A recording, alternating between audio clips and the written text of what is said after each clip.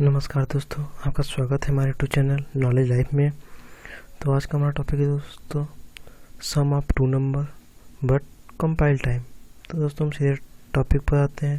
तो हमारा क्वेश्चन है write a program sum of two number but compile time. तो दोस्तों हम सीधे प्रोग्राम पर आते हैं। तो हमारा प्रोग्राम में सबसे पहले आता है हेडर फाइल। हमें प्रत्येक प्रोग्राम में हेडर फाइल को डिफाइन करना मोस्ट होता है। हेडर फाइल के जरिए हम प्रोग्राम को प्रिंट, स्कैन और उसके स्क्रीन को होल्ड कराने का काम करते हैं। तो हमारा पहला हेडर फाइल है hashtag include studio dot H. Hashtag क्या है? Pre processor directive. Include studio dot H यह क्या है? एक हेडर फाइल है जिसका फुल फॉर्म होता है standard input output dot H. इस हेडर फाइल के अंदर दोस्तों हमारा पहले से प्री डिफाइन लाइब्रेरी फंक्शन होते हैं जो कि बहुत सारे होते हैं, जिसमें से हमारा प्रिंटअप और स्कैनअप भी होता है।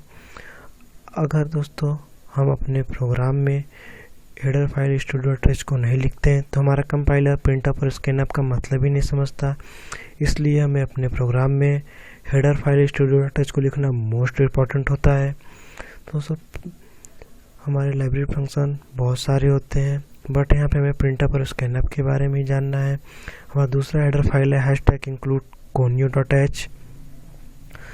यह भी एक हेडर फाइल है जिसे दोस्त इसका फुल फॉर्म होता है console input output dot H, जिसके अंदर पहले से define library function get C H होता है जो कि हमारे आउटपुट स्क्रीन को होल्ड कराने का काम आता है। दोस्तों हमारे हेडर फाइल बहुत सारे होते हैं, बट यहाँ पे हम स्टूडियो डॉट एच और कोन्यू डॉट एच का यूज़ कर रहे हैं। और दोस्तों हमारा प्रोग्राम वाइडमैन शुरू होता है। वाइडमैन के ऊपर का प्रोग्राम ग्लोबल डिक्लेरेशन कहलाता है, जबकि वाइडमैन के नीचे का प्रोग्राम दो भागों में बटा होता है, डिक्लेरेशन पार्ट और एग्जीक्यूटेबल पार्ट।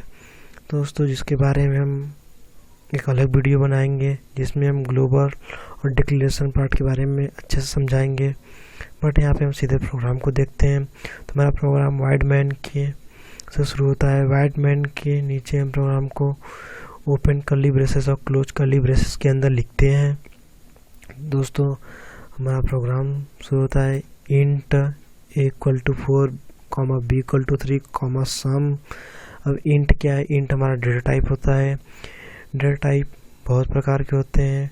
डेटा टाइप को हम अपने वेरिएबल की वैल्यू के अनुसार चूज करते हैं। जैसे कि हमें अपने वेरिएबल की वैल्यू को 1, 2, 3, 4 लेना है तो हम डेटा टाइप इंटीजर चूज करेंगे। अगर हम अपने वेरिएबल की वैल्यू को डेसिमल पॉइंट में लेते हैं जैसे 3.4, 4.4, 5.5 तो हम डेटा टाइप फ्लोट को चूज करेंगे।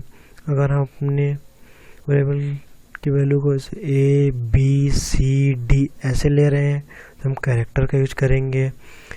ऐसे दोस्तों हमारा बहुत प्रकार के डेटा टाइप होते हैं जैसे स्ट्रिंग, डबल। बट यहाँ पे हमें अपने वेरिएबल के अनुसार हमारे वेरिएबल 4 और 3 इसलिए हमने डेटा टाइप इंटीजर का यूज किया है, इसलिए इंट लिखा है। a=4, b=3 हमारे दो वेरिएबल हैं। एक तीसरा वेरिएबल सम जिसपे हम वैल्यू को असाइन कराएंगे, ए और बी की वैल्यू को असाइन कराएंगे। अब सेमी कॉलन के लिखते हैं दोस्तों। इससे हमें पता चलता है कि हमारा प्रोग्राम यहाँ पे समाप्त हो गया है। अब हमें अगली लाइन में चलनी है। दोस्तों आते हैं सम a + b सेमी कॉलन। अब सम a + b का क्या मैटर है दोस्तों? तो हम इसे क्लियर करते हैं। देखिए दोस्तों यहाँ पे a=4 और b=3 और a + b = 4 + 3। हमने दोस्तों लिखा a + b। हमने कहीं आपसे पूछा, हमने बोला a=4 और b=3 तो a + b की वैल्यू बता। तो आप बोलेंगे 4 + 3 = 7, a + b की वैल्यू जाएगी 7। पर ऐसा क्यों हुआ दोस्तों? क्योंकि मैंने तो सिर्फ a + b बोला था, पर इसकी वैल्यू हमें 7 कैसे मिली? तो इसका मतलब ये होता है दोस्तों इक्वल टू के राइट साइड जो भी होता है वो हमारे लेफ्ट साइड पर असाइन होता है। जैसे इक्वल टू के राइट साइड में 4 है तो वो लेफ्ट साइड ए पे असाइन होगा, मतलब ए के स्थान पे हम 4 को लिख सकते हैं। उसी प्रकार दोस्तों हम 4 + 3 हुआ a + b इक्वल टू के लेफ्ट साइड में प्लस बी और इक्वल टू के राइट साइड में 4+3। और 4+3 की जो भी वैल्यू आएगी वो a प्लस बी की वैल्यू हो जाएगी। तो दोस्तों यहाँ पे देखिए sum equal to a plus b. अब a प्लस बी हमारा सम पे साइन हो गया। अब a प्लस बी की वैल्यू जो भी आएगी वो सम की वैल्यू होगी। तो a प्लस बी की वैल्यू क्या है 4+3 और 4+3 क्या होगा 7। तो a प्लस बी की वैल्यू जाएगी 7। तो दोस्तों हमारा सम की वैल्यू हो गई 7। अब हम सम से ए प्लस बी के स्थान पे सम लिख सकते हैं क्योंकि सम की वैल्यू 7 हो गई, क्योंकि हमने ए प्लस बी की वैल्यू को सम पे साइन करा चुका हूँ, इसलिए हमें प्रिंटअप में सम देना होगा।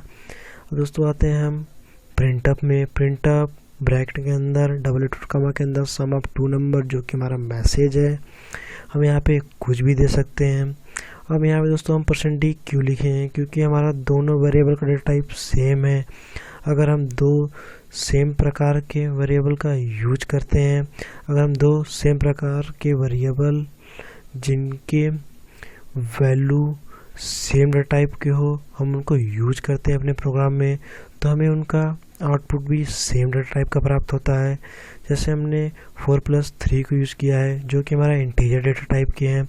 a प्लस बी की वैल्यू भी इंटीजर आएगा। जैसे दोस्तों हमारा 4+3 इसको ऐड करेंगे 7 आया। 7 क्या है इंटीजर है, तो हमारा आउटपुट क्या प्राप्त हुआ 7।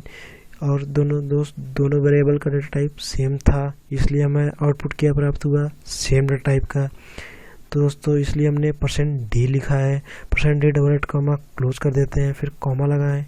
हमारी वैल्यू a प्लस बी की वैल्यू किस पे साइन हुई है सम पे, इसलिए हमने प्रिंटअप में सम लिखा है।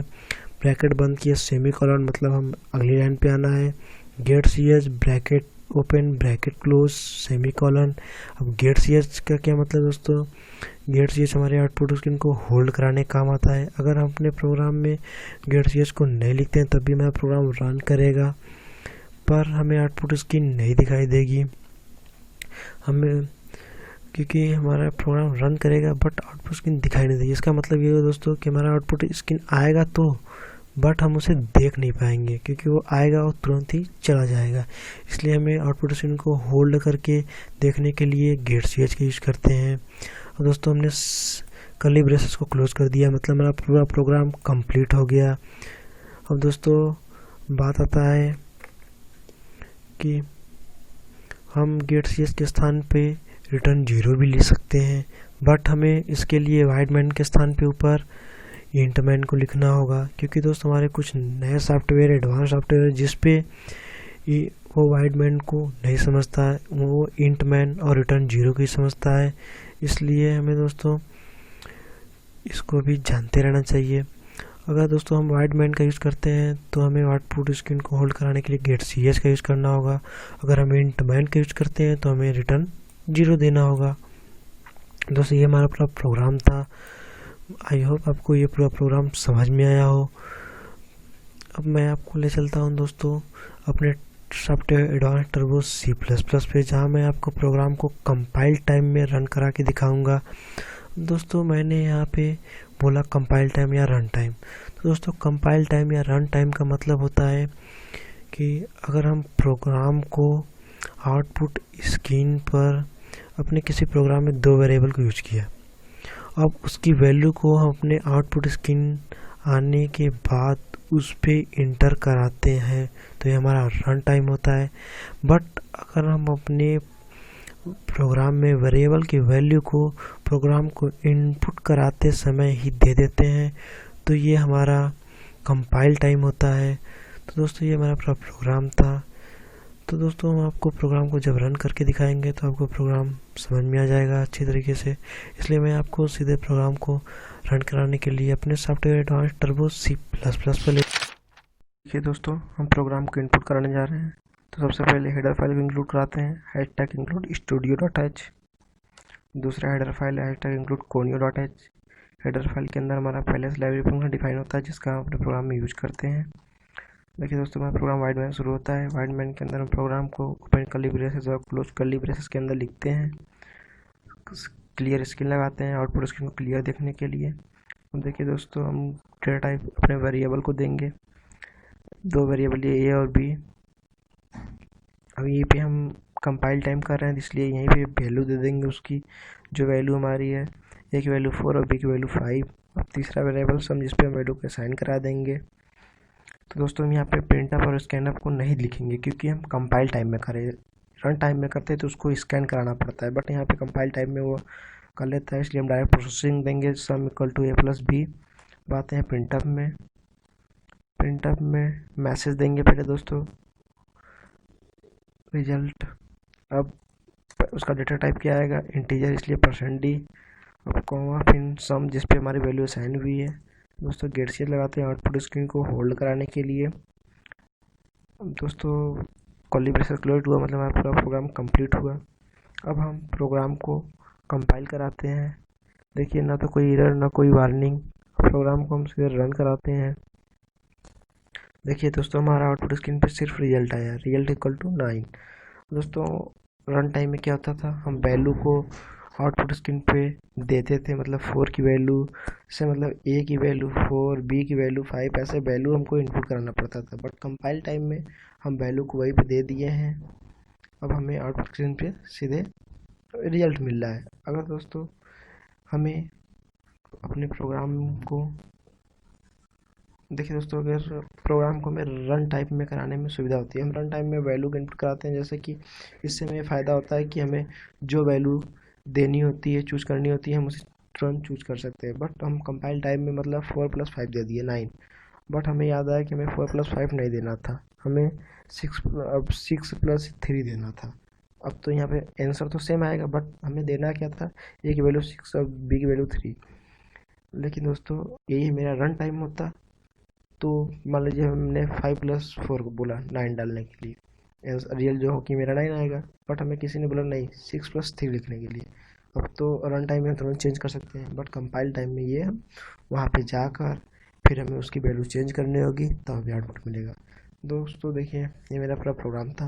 अब आपको आई होप आपको वीडियो समझ में आया होगा। वीडियो दोस्तों आपको पसंद आया है तो लाइक और शेयर ज़रूर करें, और हमारे वीडियो को देखने के लिए बहुत बहुत धन्यवाद।